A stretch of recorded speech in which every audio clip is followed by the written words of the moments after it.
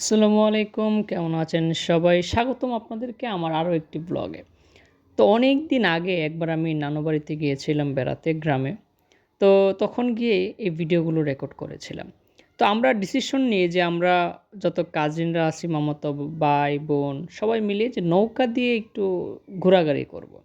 তো আসলে গ্রামের নদী এবং প্রাকৃতিক দৃশ্য খুবই অসাধারণ। সেই সাথে যদি একটি নৌকা দিয়ে আপনি নদীর মাঝখানে যান বা নদীতে ঘোরাফেরা করেন, এই যে অনুভূতিটা সত্যি দুর্দান্ত। প্রথমে আমরা একটি নৌকা নিয়ে এবং মাঝি হিসেবে আছে আমার মামাতো ভাই রিশাদ, যে নৌকাটাকে বাইতেছে। আমাদের নৌকা ভ্রমণ শুরু হয়ে যায়, আমরা অলরেডি নদীর মাঝখানে প্রায় চলে এসেছি। এদিকে আমি পানিতে হাত দিয়ে একটু অনুভূতি নেওয়ার চেষ্টা করতেছি, আর এদিকে আমার মামাতো ভাই নৌকাটা বাইতেছে। তো আস্তে আস্তে আমরা দেখতে পাই একটা গ্রামে আরও একটি গ্রাম, সেখান দিয়ে আমাদের নৌকাটা যাচ্ছে। তো সেই মুহূর্তে আমি ভিডিওটা রেকর্ড করতেছি। পাশাপাশি আমার যত কাজিনরা আছে সবাই এসেছে, সবাই টুকটাক ভিডিও করবে, কেউ টিকটক করবে, কেউ গান গাইবে। তো এইভাবে নৌকাটা আমরা বাইতেছি এবং ঠান্ডা বাতাস, কোলাহল মুক্ত পরিবেশ, নদীর প্রবহমান নদীর যে শব্দ, সব কিছু আমাকে আসলে মুগ্ধ করে দিয়েছে এবং আমার খুবই অদ্ভুত একটা অনুভূতি বা ভালো লাগা কাজ করতেছিল ঠিক যখন আমি নৌকাটাতে বসেছিলাম। তো এই যে ব্লগটা বা রেকর্ডটা, এটা কিন্তু সত্যি একটা স্মৃতিচারণ হিসেবে কাজ করবে আগামী 5 বা 10 বছর পরে। হঠাৎ আমি লক্ষ্য করলাম একদল হাঁস ঝাঁক বেঁধে নদীর উপর দিয়ে যাচ্ছে।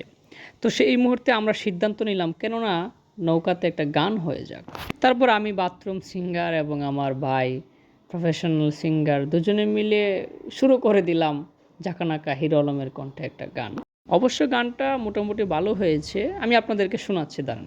পইরা গেল কবে ধোকায় দুই মানিল নদে, আমার ভাঙা তরি নাহি লাগে জোড়া, ও নয়ন ভোলা নারে যায় না পারা।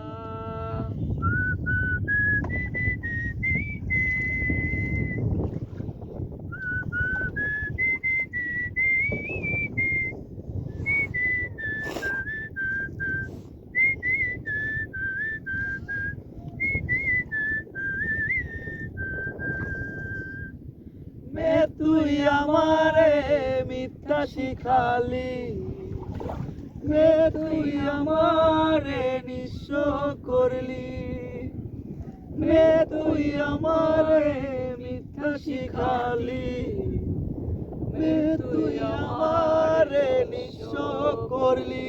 তারপর আর কি আমার গায়ক ভাই নৌকা বাওয়ার দায়িত্ব নিয়েছে মাঝি হিসেবে। বলতেছে সে নাকি আরো দুর্দান্তভাবে নৌকাটা বায়।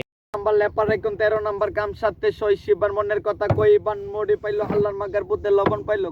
তারপর আর কি সে নৌকা বাইতেছে আর আমি বসে বসে ভিডিও করতেছি, অনুভব করতেছি প্রাকৃতিক সৌন্দর্য, নদীর প্রবহমান স্রোতের শব্দ শুনছি, বাতাস বইছে, খুবই ভালো লাগতেছিল। আমার ইচ্ছে করতেছিল যে এখানে শত বছর কাটিয়ে দিই, কিন্তু থাকি না, কারণ শত বছর বাঁচব না। তো হঠাৎ দেখে আমার ভাই সিদ্ধান্ত নিয়েছে সে নাকি একটা টিকটক ভিডিও করবে, অর্থাৎ নদীতে জাপ দিয়ে মাছ খোঁজার চেষ্টা করবে। কিন্তু হঠাৎ একটা নদীতে জাপ দিলে মাছ উপরে সে কোথায় পাবে সেটা আমিও বুঝে পাই না। অবশ্য দেখা যাক কি। সে তার ক্যামেরাম্যানকে শিখিয়ে দিচ্ছে কীভাবে জাপ দিবে আর কীভাবে কি ভিডিওটা করতে হবে। সে অনুযায়ী তারা প্রস্তুতি নিতেছে, আমি ওইদিকে তাদেরকে রেকর্ড করতেছি। ওমা, সে সত্যি সত্যি জাপ দিয়ে দিল। আমি তো ভাবছিলাম যে সে জাপ দিবে না, এমনি ভিডিও করবে, কিন্তু সে সত্যি জাপ দিয়ে দিল। আই হাই, আমি তো দুশ্চিন্তায় ভুগতেছি যে বাইটার আমার কী হয়ে গেলো, এখনও তো উঠতেছে না। অবশেষে দেখা গেল সে উঠছে, কিন্তু কোনো মাছ পায়নি। তারপর আর কি আমরা রওনা দিলাম আবার বাড়ির উদ্দেশ্যে। আসলে ভিডিওটা অনেক দিন আগে, অর্থাৎ প্রায় 1 বছর আগে রেকর্ড করা, আপনাদের মাঝে শেয়ার করলাম। কেমন হয়েছে অবশ্যই জানাবেন, এবং কে কে গ্রামে গিয়ে নৌকা ভ্রমণ করেছেন ওইটা কিন্তু জানাতে ভুল